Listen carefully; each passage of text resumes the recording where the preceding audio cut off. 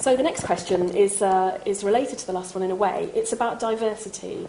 It's from one of our members in Sutton, who says, how can we get better diversity in the party, more training, and talk about recruitment or changes to the way we pick candidates? I believe this is a question about racial diversity, but you can also address all the different types of diversity in the party. Okay, Susan. Well, it's an issue on which I feel very strongly, and I recognise I'm out of step with many of the people in the party, because I really would like to see much more positive action than we have had historically. And it's possibly because I come out of that generation of women that I was in the United States when I first started my career, who would have never been given any opportunity that if it hadn't been for positive action. I got hired by a banking institution because they suddenly were afraid of legal action if they didn't suddenly appear with some women. And it opened the doors for me, and I've never been ashamed or felt patronised because I got the opportunity in that way. And I do feel we can get kind of precious, quite frankly, inside the party, saying, you know, I'm very sad that at the last conference we didn't accept changes to policy that would have allowed us to have an ethnic minority individual on every shortlist in a selection for parliamentary candidates. It seemed to me that that would have been a reasonable step to take. And I have seen in London, where there is positive action, to ensure that there will be representation of an ethnic minority in the top of the list for the London Assembly. But people have come forward in a way that they never have before. They come and talk to me simply because I have a background on the London list and said, I'm really interested. For the first time, I'm really thinking about standing. I can see that there'll be a real opportunity for me. And I just feel very strongly that as a party we must do something. We have to look like the nation we represent. Ironically, our membership is looking more and more like the nation that we represent. But particularly in Westminster, we do not look like the nation we represent. And following, you know, a track that will mean we wait another 10 years or 15 years or 20 years to get there, I think is simply not acceptable. Thank you. Tim. Yeah, and these days, being in government, our side of the House is therefore a bit crowded, and there are times during Prime Minister's question time I decide not to sit in the House at all if I've not particularly got a question to ask. I'll sit up in the gallery and watch, because you actually get a good idea of people's reactions for one thing then. What you notice, amongst other things, is it's very embarrassing. The Conservatives have managed diversity.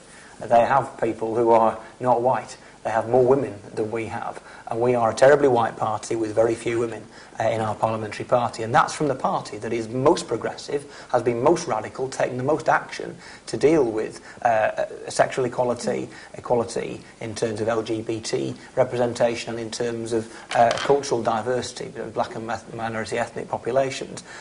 So what do we do about it? I think the problem is what we're doing is totally and clearly, palpably ineffective in terms of getting people from non-male white backgrounds into leading positions within our party. And I believe that if positive discrimination would work, and I mean all women and all black minority ethnic shortlists, I'd actually suspend my principles. I promise you I would. And I would go for it, because you look at Labour and you look at the Tories, they kind of did those things, and it's kind of worked. And the one thing that brings more women and more black and minority ethnic people into politics is role models. People they can say, I can do that. They can see those people in those positions and they can follow that. The problem is I just don't think it would work. The last election proves that we don't have very many safe seats.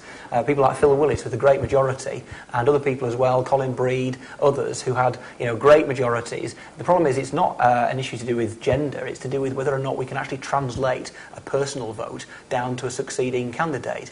So I think it just wouldn't work. So what you've got to do is be clever. You have positive targeting. And I want to do something very effective. I want to find women candidates, black minority ethnic candidates in seats that are winnable, plausibly winnable, and be ruthless in targeting cash and resources at them. One thing I'm pretty good at in my patch, we had lots of Ashcroft money spent in Westmoreland and Lonsdale. I'm very proud that I outspent Ashcroft in Westmoreland and Lonsdale. And I don't have any money. I'm working class lad with not much cash, and I ask people for it. And if you ask people for cash for a specific purpose that they're passionate about, you will get it if you're brass-necked enough. So I reckon you find me a black minority ethnic candidate for a constituency we could plausibly win, I can find you 10 or 20 people who give us the tens of thousands we need, tens of thousands of quid we need to make sure that person wins. And I'm committed to making sure we change our dismal position on diversity by that effective route. Thank you. Well, I agree with a lot of what you've just said, Tim, but we have tried in the past the strategy of putting additional resources behind people from various minorities, and it hasn't been effective.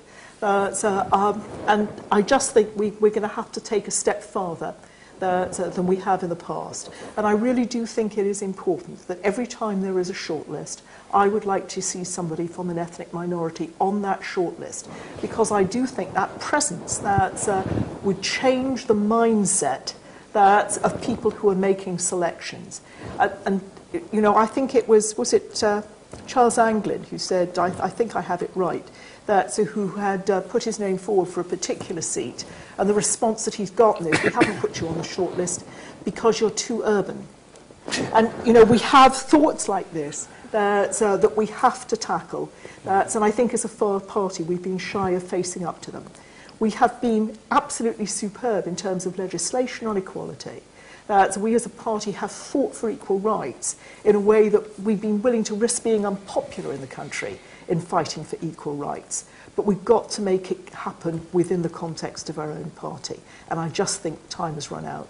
Quick comeback to your comeback, super quick, and it's this, Susan. If you look at our parliamentary candidates across the country, actually we're pretty balanced when it comes to people from black and minority ethnic communities, and but indeed the male-woman balance. Seats, being a winnable seat, that's exactly the point I'm making. Yes. And so that's why, I mean, the point about getting people from black and minority ethnic backgrounds on every shortlist, I'm right with you on that one. I think if you're actually going to get people elected, you need to be pretty ruthless and decide to prioritise a particular seat in a serious way.